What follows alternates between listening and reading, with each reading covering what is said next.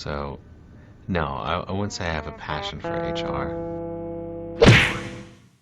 Welcome back to Human Resources for the People. It's a human capital revolution. Today we're going to be talking about terminating someone in Turkey. This article is by this attorney partnership that I am not even going to hazard a guess.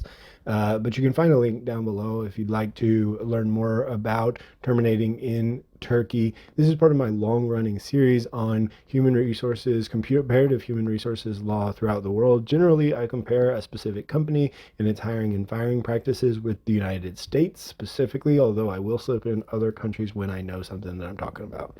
So let's get started. They have this job security principle, which is kind of interesting. You have to have at least a 6-month service with the employer, or have an indefinite term employment contract, and also employed by an employer with at least 30 employees.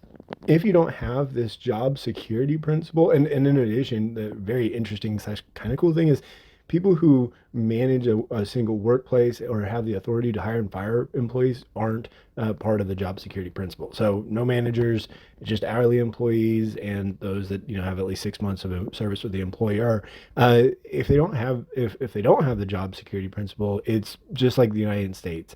Terminate without needing cause, notice, anything for any reason. But when there is a job security principle, you have to follow the just cause principle.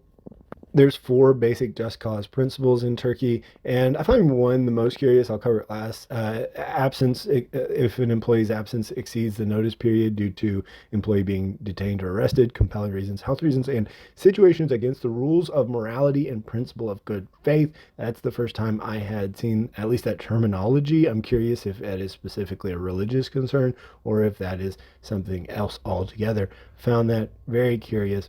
Just like most of the world, you don't have to give a notice, pay in lieu of notice if it's employee misconduct, what I would call gross misconduct. But when there is just cause, the employer and the employee have to give notice when terminating an indefinite term contract. And you can pay in lieu of notice like most of the world, frankly. Like we saw recently, I believe that was in South Korea, employee will receive severance pay for 1 month's salary for each year of service, and the employee is entitled to 30 days of remuneration of their final total gross salary for every year employed. So it's pretty significant payouts as long as the employee has worked at least 1 year in the workplace or workplaces of the same employer. Some countries have a requirement to get notice from a government agency. I believe Venezuela specifically has that notice. Turkey doesn't, but an indefinite term employment contract cannot be terminated for reasons related to behavior or productivity of the employee without hearing a defense against any allegations.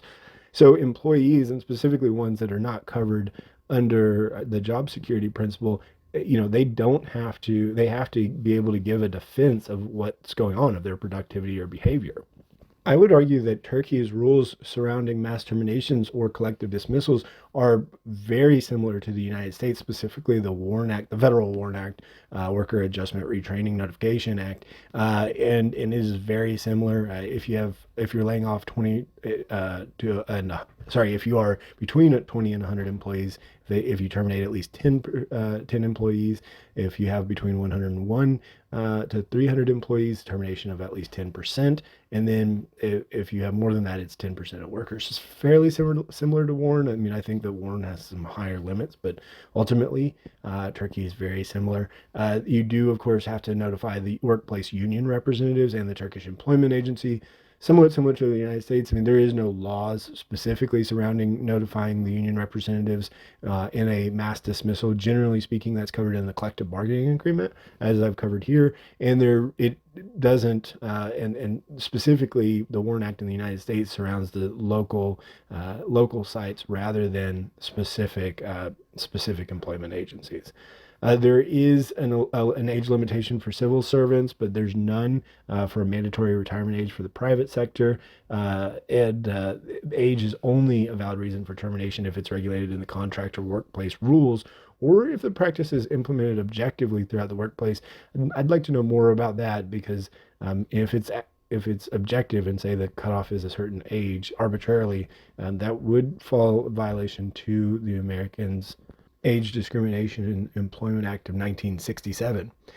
So, what do you think about Turkey's labor laws? Do they sound reasonable? Are they a nice sort of middle ground from the overly oppressive rules in other countries compared to the United States? Is this something that we should consider adopting in the United States? Let me know in the comments down below. Like, share, and subscribe, and we'll see you on the next video. Bye, guys.